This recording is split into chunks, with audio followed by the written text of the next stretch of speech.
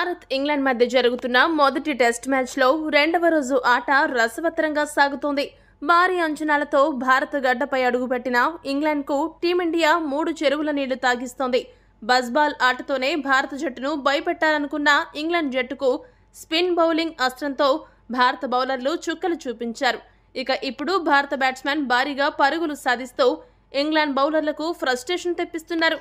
రెండవ రోజు 119 పరుగుల ఓవర్ నైట్ స్కోర్తో ఆట మొదలుపెట్టిన భారత జట్టుకు ఆరంభంలోనే England allrounder Joe Root shock ఇచ్చాడు.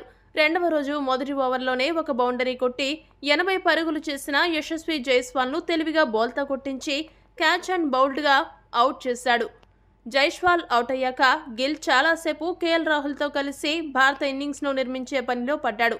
కానీ గిల్ క్రీజ్లో ఉన్నంతసేపు బ్యాటింగ్ చేయడానికి ఇబ్బంది పడ్డాడు.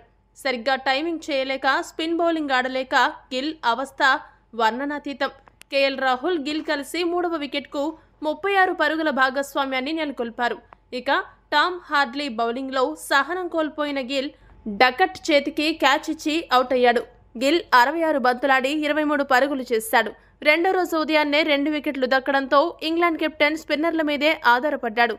కానీ ఆ తర్వాత కేఎల్ రాహుల్, అయ్యర్ సమర్థవంతంగా స్పిన్నర్లను ఎదుర్కొంటూ స్కోర్ బోర్డును ముందుకు కదిలించారు.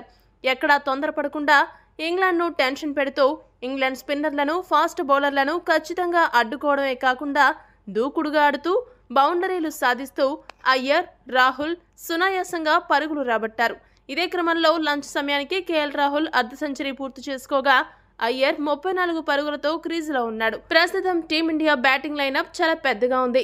ఇంకా కేఎస్ భరత్, అశ్విన్, జడేజా, అక్షర్ పటేల్ ఇంకా బ్యాటింగ్కు రావాల్సి ఉంది. టీమిండియాకు ఇంత పెద్ద టైల్ బ్యాటింగ్ లైనప్ ఉంది కాబట్టి మన బ్యాట్స్మెన్ గనుక ఈరోజు మొత్తం అలానే 3వ రోజు మొదటి సెషన్ వరకు బ్యాటింగ్ చేసి 300కు పైగా ఆధిక్యాన్ని సాధించగలగాలి. అలా గనుక చేస్తే 3, 4వ రోజు స్పిన్ కు విపరీతంగా అనుకూలించే పిచ్ పై మన స్పిన్ బౌలర్ల దెబ్బకు ఇంగ్లాండ్ బ్యాటింగ్ కుప్పకూలడం ఖాయం. అప్పుడు టీమిండియా మరొక ఇన్నింగ్స్ ఆడకుండానే ఇన్నింగ్స్ తేడాతో గెలిచే అవకాశం ఉంటుంది. మరి మన బ్యాట్స్మెన్ ఈ రోజు రేపు ఇంగ్లాండ్ బౌలర్లను ఎలా ఎదుర్కొంటారో చూడాలి. ఈ వీడియో గనక మీకు నచ్చినట్టయితే లైక్, షేర్, కామెంట్ చేయండి. మరిన్ని స్పోర్ట్స్ అప్డేట్స్ కోసం మా ఛానల్ను సబ్స్క్రైబ్ చేసుకోండి.